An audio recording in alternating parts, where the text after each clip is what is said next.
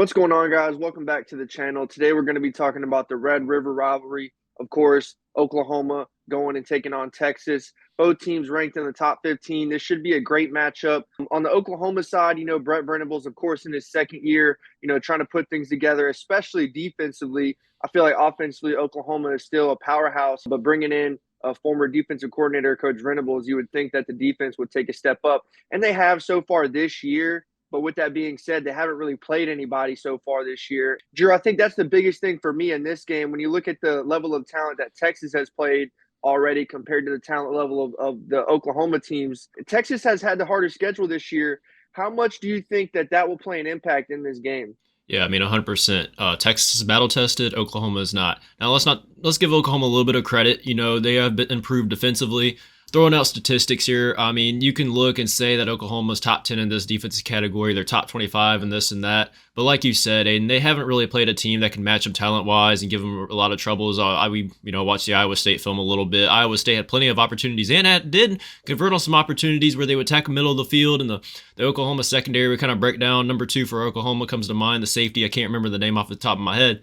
He busted a couple coverages out there. And Iowa State had a lot of opportunities to hit on some big plays, and they just didn't. Texas is not going to do that, though. Quinn Ewers and the Texas wide receivers are much better than anything Oklahoma has seen all year. So I think that's really going to come into play in this game for sure. Oklahoma, like I said, they haven't really had a game this season where they were in a threat of losing. Texas, of course, had to play a very brutal and a tough game against Alabama, which they ended up getting the win on the road, 34-24 in that one. And not to mention the Texas front or offensive line. They're a very physical front. They're a lot better than anything Oklahoma has seen. Texas, I mean, I was talking to you before the video even started. Texas offensive line was opening holes that were bigger than my house for the running back to run through. And Oklahoma's going to have to find ways. Their secondary is going to have to find ways to fit the run and make the tackles in open space. And from what I saw from a little bit of film, even against inferior opponents, it seemed like a lot of the Oklahoma secondary couldn't do that. And that could be a problem. Yeah, talking about Texas, Coach Sarkisian, obviously brilliant play caller, gets his chance to be a head coach at Texas. And he knew he was heading to the SEC, and everybody's been talking about it recently. Texas looks like an SEC football team. That offensive line they got some hosses. That front seven, defensively, they got some big guys. So, yeah, personally, when I watch that Texas film, that O-line really does stick out to me. Quinn Ewers, he's protected. He's got some decent time to throw the football. And in the run game, like you mentioned, they are opening up holes. And Sarkisian will lean on that run game to set up the passing game behind it. Quinn Ewers on play action pass, his completion percentage is through the roof. That is because partially of the success that the run game has. The defense is so convinced that they are going to run it when they do pull it for the play action. Quinn Ewers has some open receivers to throw to. As far as Texas's offense goes, that's been the biggest bright spot for me so far this year, is seeing the development of Quinn Ewers. His timing and footwork looks much improved from last year. Last year, you would see glimpses of it, but this year, the consistency is just shining through. He's been playing, really sharp throughout this season so far. And whenever I look at this matchup specifically, I know Brent Venables is going to have something dialed up for Texas, of course. But on the flip side of that, Steve Sarkisian is going to have, 2 or 3 or 4 plays, circled on the play sheet that you can only call once or twice a year.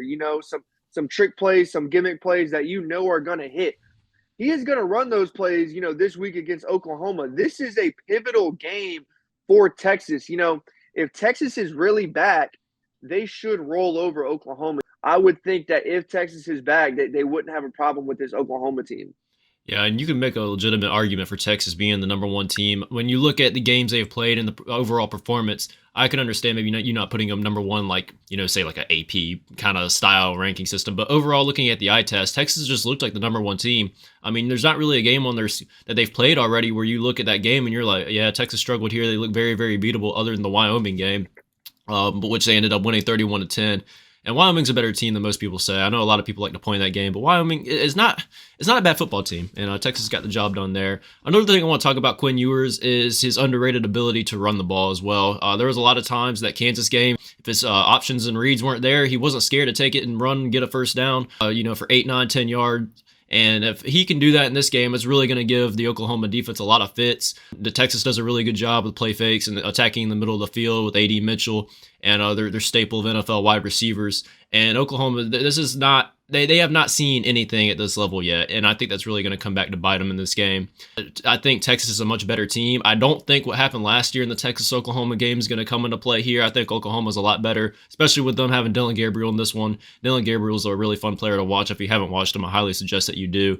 Oklahoma's offense is still, I think Oklahoma's offense has taken a little bit of a step forward from what they were last year. So I don't see a scenario where Texas wins this game 49-0. Right now we got Texas at 6.5-point favorites. I like Texas to cover that though. Like you said, Aiden, if Texas is really back and they're the number one team, like a lot of people are saying they are, they need to come out and win these games and cover the spread if they really want to get people's heads turned and really believe in the Texas hype train that's been going on. I like Texas in the 6.5 points, and that's what I'm going to take here. Yeah, I honestly thought that the spread was a little bit wider than that, but it being 6.5, yeah, I kind of just leaned into my prediction earlier. If Texas is really back, I think that they'll beat Oklahoma by double digits. I think that obviously Texas is just a little further along in, the rebuild process or whatever you want to call it. Necessarily a rebuild or a reload for Texas, but supposedly they've been back for 10 years. That's no secret. Yeah. But I believe that this year they actually are back. They do look like one of the top 3 teams in the country. I think that there's a little bit of a gap between them, Georgia, and Michigan, and the rest of the teams in college football right now this week. I think that their front seven defensively, they have NFL talent at the linebacker position. On the defensive line, they got some freshmen that they've been able to put in some real work. And Dylan Gabriel's had all day to throw in these games. I just want to see how he reacts to the pressure. I know Texas is going to get pressure on Dylan Gabriel, and how he reacts will really tell me how this game goes and how this Oklahoma team is going to look going forward. With that being said, I think that Sarkisian has just done a great job, really molding this offense with the increase in talent that they've been getting year in and year out, like you mentioned. So for all those reasons, I'm going to go with Texas. I think they'll win by 10 or more. I don't think this is going to be a close game. I think that Sarkisian is really going to try to put an exclamation point on this rivalry and show that, Texas is one of the best teams in the country. All right, well, that's going to do it for this one, guys. One thing I do want to note before we sign off here, we are going to be live streaming tomorrow, Thursday at 10 p.m. We'll post a little bit more about it tomorrow. We're scheduled to go live at 10, so be sure to be able to tune in for that. If you tuned in to yesterday's live stream, we really appreciated it. That was our first live stream that we've officially done on this channel, and we had a lot of fun doing so, and we're going to have a lot of fun tomorrow. So be sure to join us, check in, and be sure to get active in the chat and talk to us. We'll be more than happy to talk to you guys about anything that you want to talk about college football related. So I just want to throw that out there. Well, that's going to do it for this video, guys. As always, if you could leave a thumbs up, subscribe, and hit the notification bell, all those things help the channel out tremendously. We really appreciate you guys for watching. And let us know down below in the comment section what the keys are to this game for both teams. What does Texas have to do? What does Oklahoma have to do? And leave your prediction down below as well. I'm curious to see what you guys think about this game. And that's going to do it for this one. See you in the next one.